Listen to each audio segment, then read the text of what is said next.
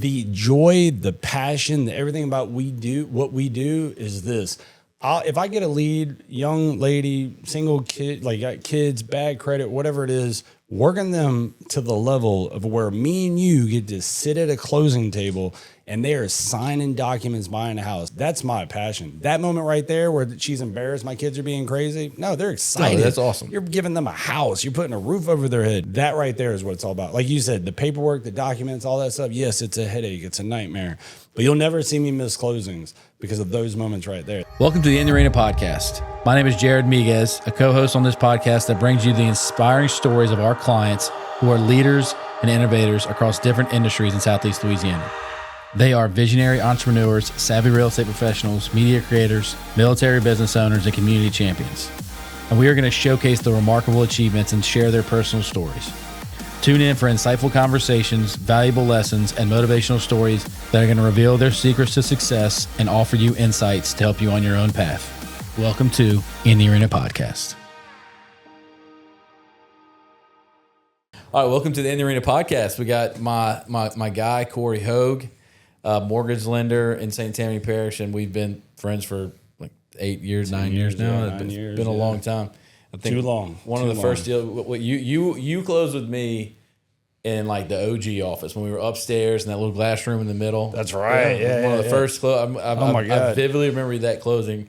I remember the closing when I drove. It was like a closing I had in like Lafitte or something. You were on a family vacation, or like you went out of your way to meet me, and we closed, and your wife was there, and the kids. That was like, oh no, we closed it at my in-laws' house in Thibodeau. Is that what it was? I remember my in-laws' family. Yeah. That is nuts. Yeah. So we've done a couple deals together, so I'm excited to tell more people about you. Mm-hmm. But as this is a military episode, I'm really excited to tell people about your military experience and how that has made you a better man, father, husband, business person, whatever, however it shaped your life. And I'm excited to talk about that. So, as always, on these military episodes, I have my buddy Dominic here. He's a performance coach, and he was a pararescueman for 7 years in the military, and one of my good friends. It's a tough job. Yeah, it's a tough job. Thank you. It's a fun one. It was fun. Yeah. It was definitely fun. Yeah. So let's get started. I mean, let's start with your foundation as a military person. So, what kind of made you decide to take the step to join the military in the first place? Yeah, so I grew up in Florida. I love my mom to death. She was like my best friend, but we didn't grow up really wealthy at all. So whenever I was getting out of high school, I didn't really apply myself. I was kind of a jokester, played around. So I knew pretty much my junior year I was going to the military.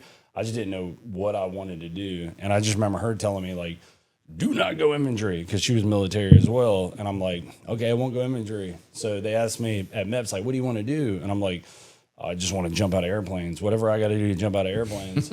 And they're like, well, you could be at the time, my job was an airborne sapper, which deal with specifically demolition, IEDs, explosive, things of that nature. But back then they're like, well, you could be a ranger if you want. And I'm like, cool, I like parks. I was thinking it was a park ranger. I had nothing. I had no clue what was up with the military, and it definitely was not being a park ranger. But so I went in. I was in from 2001 to 2007.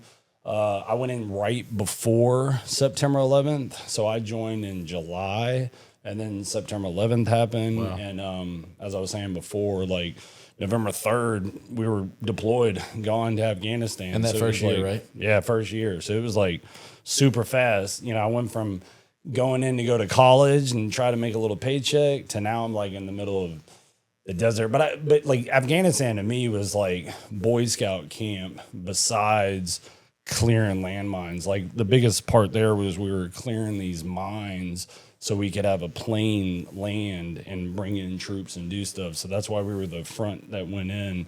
And I'll never forget ding, ding, ding. These moments of just the pucker effect, right? It's just oh my God. How big are these mines? They're about this big, give or take, but they're called AT-15s, which the Germans put them in there back in the 70s. And their AT-15 is an anti-tank mine. And so essentially what happens is you have to drive a vehicle over it, presses down a switch that hits this mercury level, and it blows up, right? Well, you could jump on top of it and they won't go off. They were booby trapped, but luckily a lot of the booby traps had been like just old, decrepit, kind of messed up, and they didn't work. But so you would dig them out and then blow them up in different locations that were safe. And we ended up clearing everything. And like I was saying, after that, I just went into like living in a tent. I was there for like 9 months and like just camping essentially. It got worse in that area. I'm not ever saying Afghanistan wasn't a tough place, but luckily from my time, it was pretty easy. I also did 2 tours in Iraq, and like those were a lot different. Like those weren't easy, right? You know what I mean?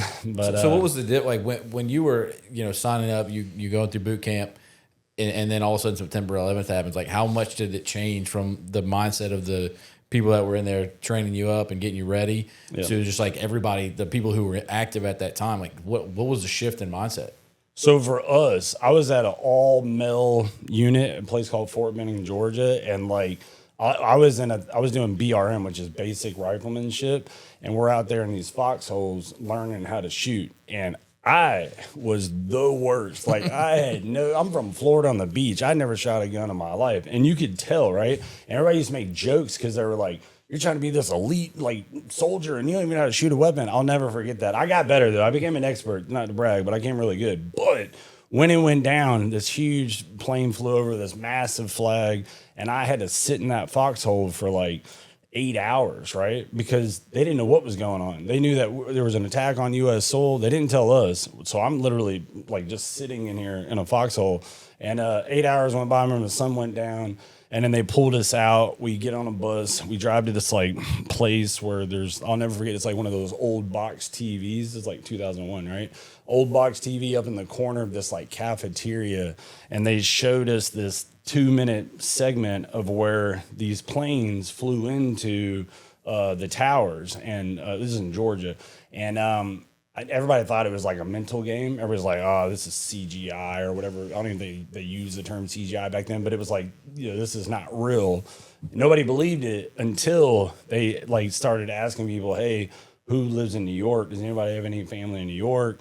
People started making calls. Then they started coming back to the group, and you could tell like they were emotionally distraught from it. And like, then we knew, okay, well, this is real. And then from that moment on, that's all that everybody talked about was you're going to war, you're leaving. And in reality, most people never went to war after that. Most of them went off to the units and didn't. But when we were in training, we're going to war right after we leave. Unfortunately for me, I went to war like right after we did finish training.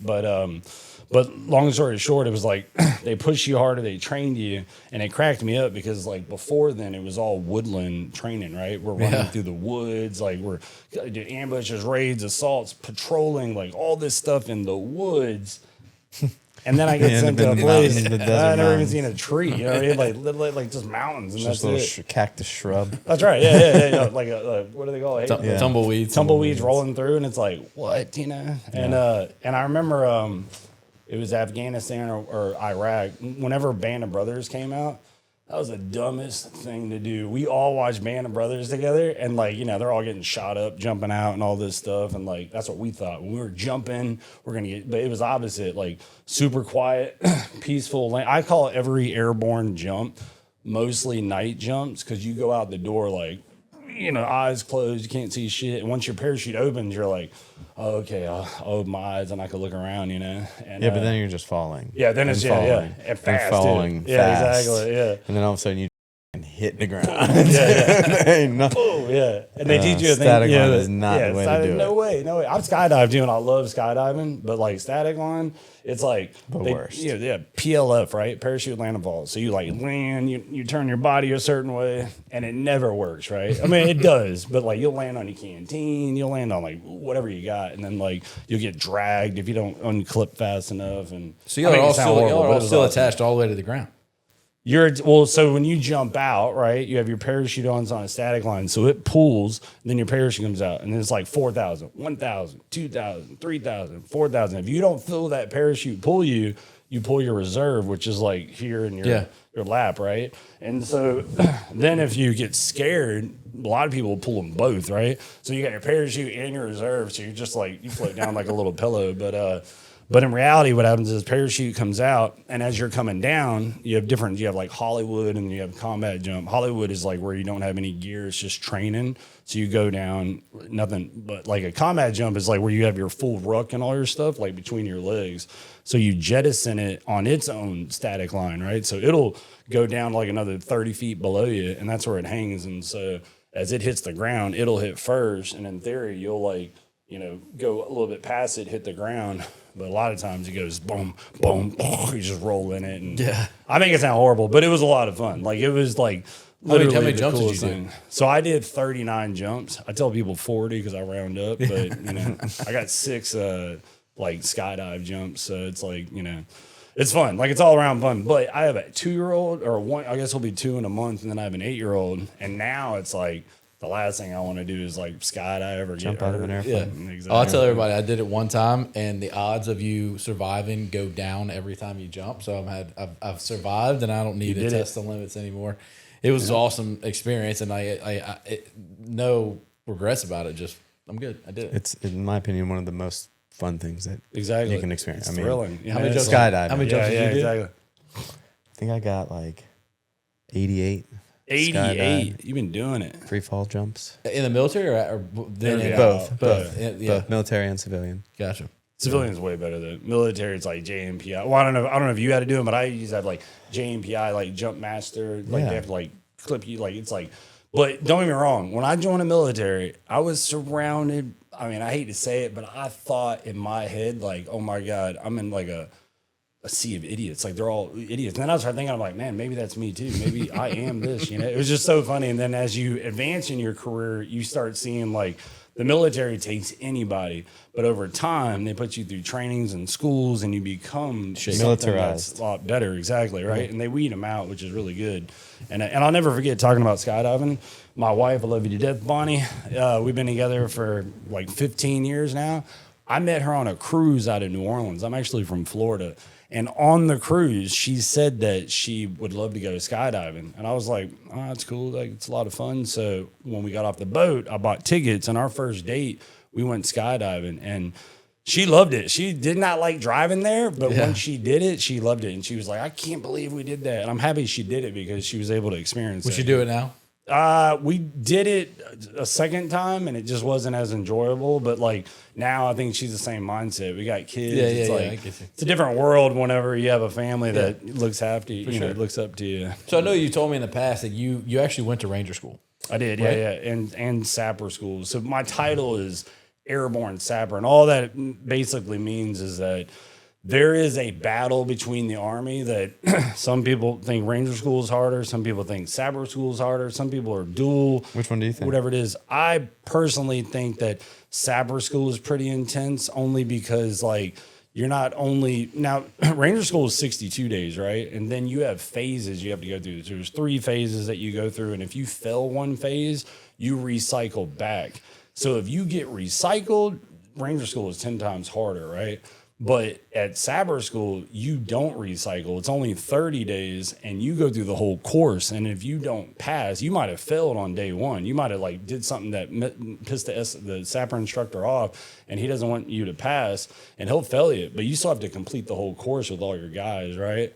And like when we did Sapper School, it was like 30 days and there was 30 people. When we ended, there was only 18 of us. Some got injured, like some gave up, some didn't want to do it. Like a lot of them got like, it was in Missouri. We had to swim across the Lake of the Ozarks, and like, I always mess this word up, but a few of them got like cellulitis or something. Like it was like a water disease from getting scratches and stuff, that they got like an infection and they couldn't ruck anymore. So, I mean, like, I make it sound scarier than it is. It's just physical. It's like push-ups. So it's mostly physical than anything. That's right. Yeah. No eating. Like, they give you an MRE a day. I remember taking like the M&Ms and like sticking them in my pocket, and I would eat one every couple hours because like that MRE just, one a day was pretty rough. And then sleeping wise, like I thought I failed Sapper School because my SI to this day doesn't know this, but so what happens is after you do these like raid ambushes, all this training, right? You set up a fob, which is like a circular where everybody pulls security, and in the middle, they come up with a plan of what the next move is to do whatever we're doing, right? And those are like your captain and your lieutenant and your first sergeant, whatever you want to call them. Well, in the perimeter, there are snakes out there. Well, you have to lay down in the prone, which is like a certain position. You hold your weapon, and you just have to scan your sector in case enemy combatants come out or whatever. Well, when we did that, I was on day like 8 of getting maybe an hour of sleep. You know, everybody's just tired. They push you to your limits. Well, I fell asleep. So I fell asleep on my weapon. Well, it's been known a rattlesnake came up and it nestled up close to me. It wasn't on me, but it was really close. So when one of the guys saw it, he like called out. He was like, "Oh, there's a snake," you know? And I was still asleep. I was knocked out. And so they took off the end of your weapon. They have these things called like blasting caps that like, cause when you're training, you're shooting, but it's not meant to hurt anybody. Took off the blasting cap, go up to the rattlesnake, shot it and like killed the snake. Well, the blast woke me up. Well, woke up from it. I was like, "What's going on?" I saw the snake and all that. And my SI was like, "What?" Because you're called a private there. Even though I was like E4 or E5 at the time. They were like, "Private, like, what were you doing? Like, you could have been killed." And I just told them I had a phobia of snakes. I was like, "I have a snake phobia. I passed out. Like, I can't control that." And they let it slide. But if they knew I was sleeping, I mean, that rattlesnake survived me. Like, that snake, even though it was bad, it made me make it through Sabre school. Does that make sense? Because they would have failed me. Like, I would have had to finish it all. Because if anybody that fell asleep during those moments, it was tough. So if the Army's listening, sorry. They don't care. Yeah, they don't care. Exactly. Not anymore. Years ago, yeah. So, but all right, so can I ask a question? Yeah, by all means.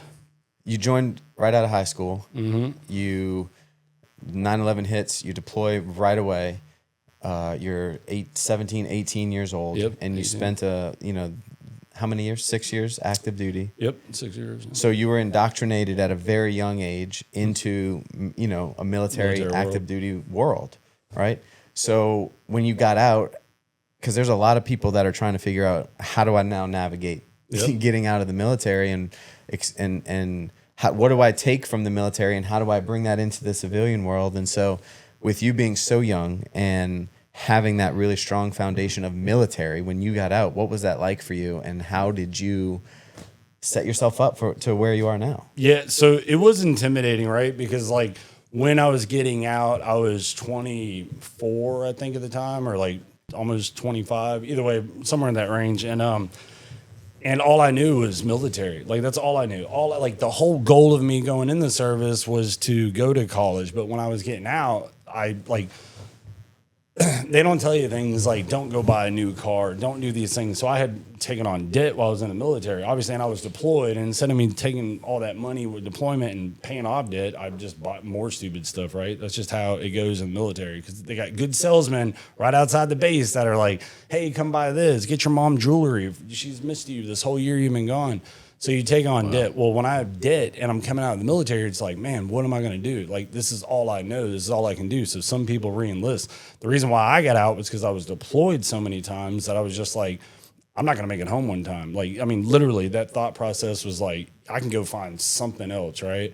And so when I got out, I didn't know what to do. But what was awesome was that everybody loved the military. So like whenever I did get out and I applied for a few jobs, like I was telling somebody earlier, a job landed in my lap purely because I was military. When I got out, like my last deployment to Iraq, they gave me this robotics class where I spent like 2 weeks learning how to operate these robots.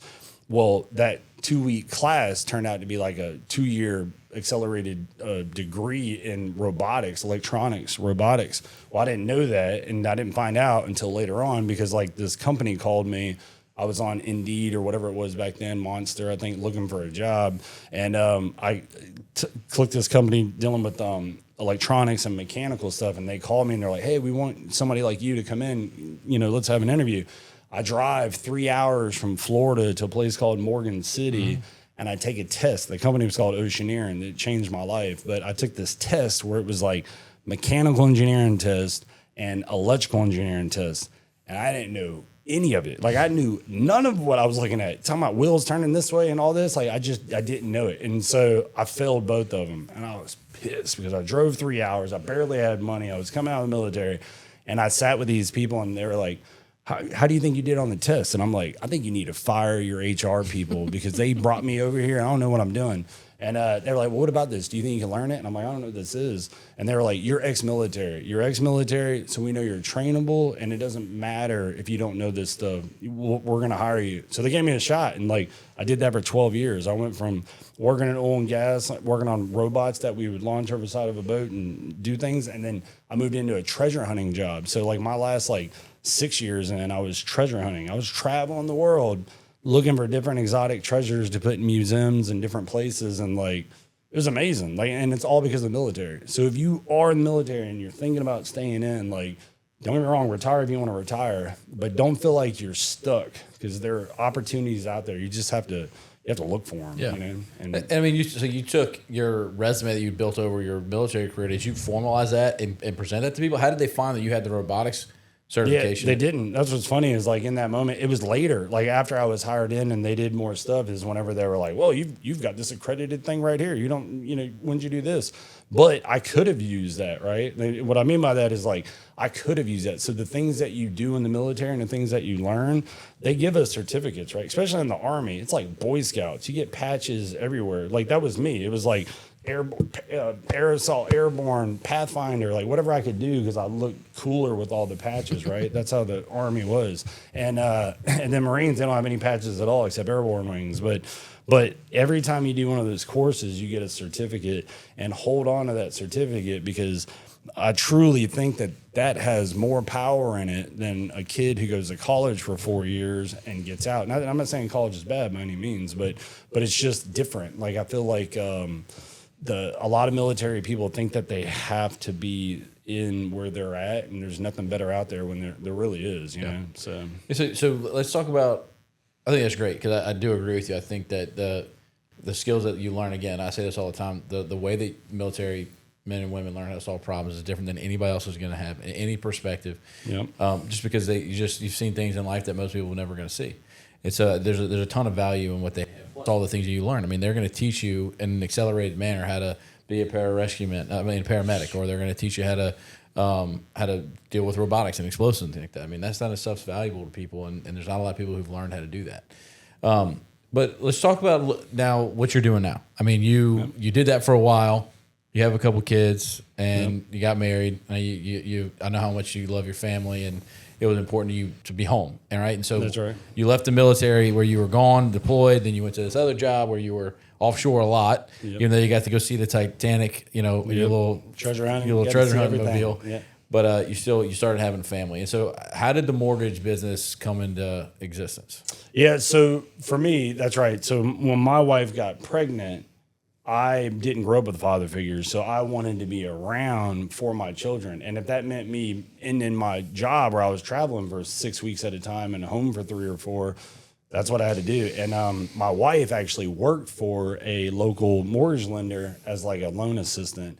And there was a couple of times I came in and we ate lunch, and I was like, man, this is a pretty interesting job. Let's learn about it. So she was taking the test to become a licensed loan originator, and I was like, I want to take it with you. Let's just see what can happen. So we ended up, passing the test and getting, and then the oil and gas industry, just one day I was like, my wife's about to have a baby. I want to go try this out. And my whole family was like, you're crazy. What are you talking about? Because it was pretty good money that I was leaving behind. But I knew me and my wife could build a system that would put us on that same level, if not more, right? And it took a little bit of time. It took about 2 years, but within 2 years, I went from, making what it took me 12 years to make offshore into, 2 years. And so my wife was my motivating factor. My discipline from the military, when I was in the Army, a lot of things that I learned was to be not reactive, but instead to be proactive, right? That's the biggest thing that I took from it. When I was growing up, I was always reacting to what people had and what they are. When you deploy to Afghanistan, you're packing sandbags, you're prepping, you're doing things for the worst case scenario, right? Same with Afghanistan, we're clearing buildings, going through skyline buildings. We're clearing everything to a certain standard every time, every room, because you never know what's going to happen. And that proactiveness of being prepared, cleaning your weapon, doing the things that you need, it's super important, because it just makes you safer. And I mean, I hate to say it, there were squads out there that I knew, platoons that or lazy and they didn't do half the stuff we did. And unfortunately, bad things happen, right? And so it's like that proactiveness is super important. And I took that into the mortgage world.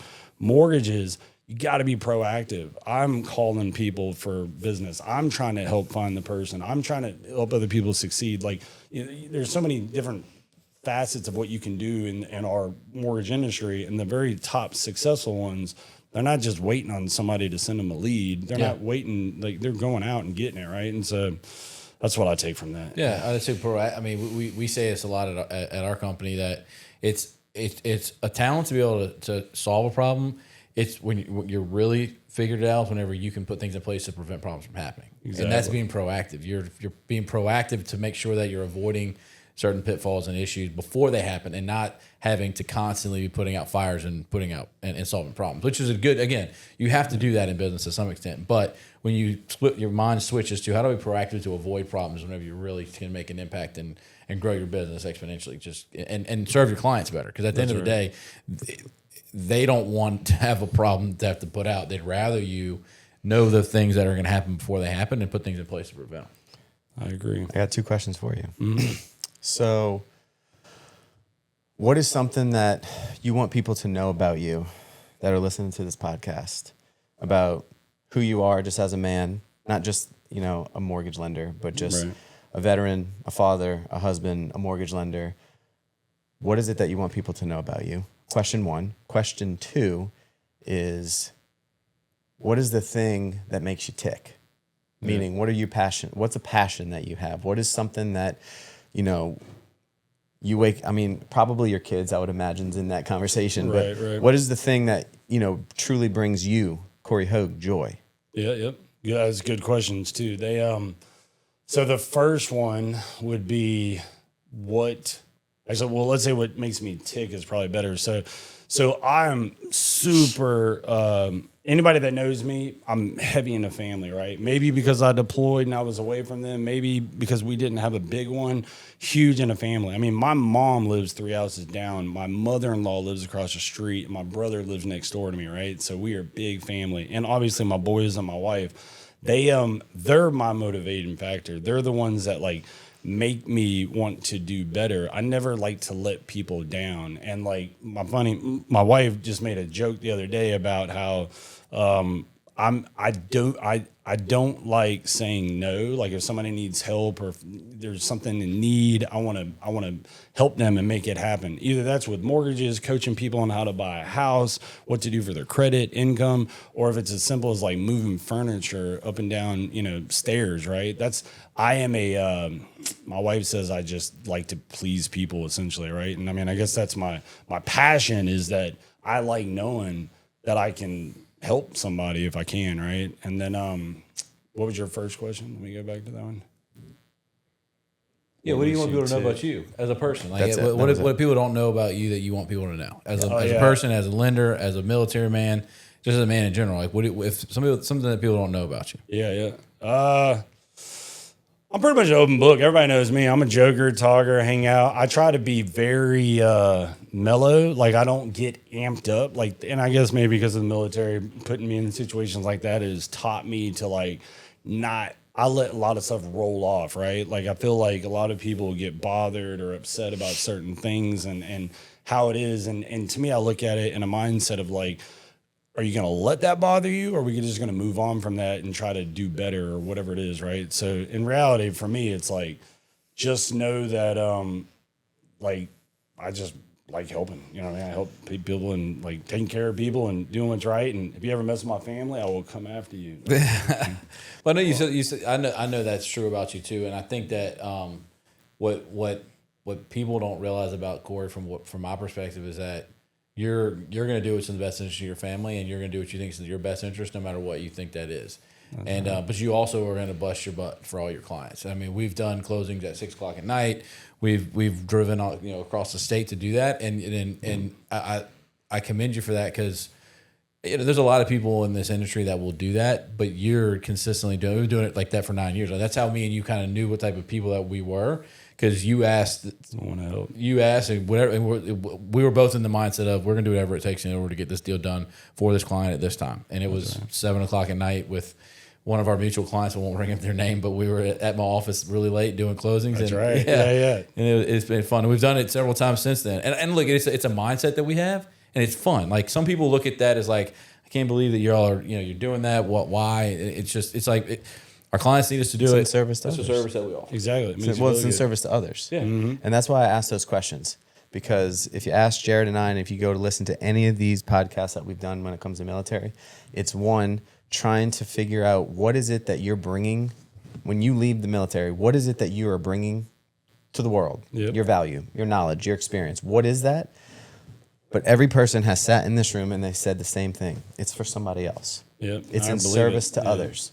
Almost every veteran that has sat in this room has said the same thing. It's a consistent theme that when you leave the military and you finally figure out what it is your path is, it comes back to helping somebody else. That's crazy. Serving somebody else. And I believe it because there is a selfless sacrifice that comes with the military. Even if you're a supply tech to a Navy SEAL, right? Like it's the same thing. Like, you're stepping out there.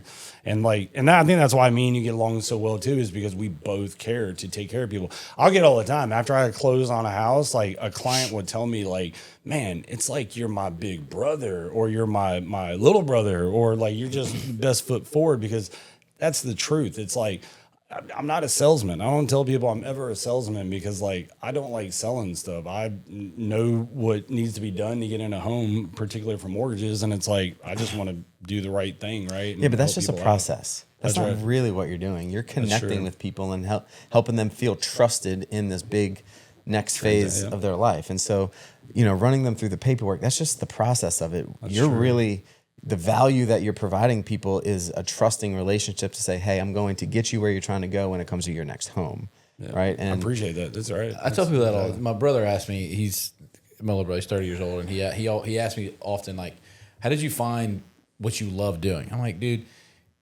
and he associates that with me being a title attorney.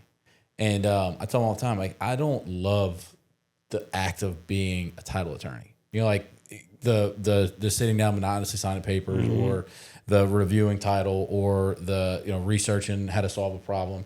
Like it's not enjoyable to me, but the real value and the enjoyment that I have is being able to help people in a way that I'm good at.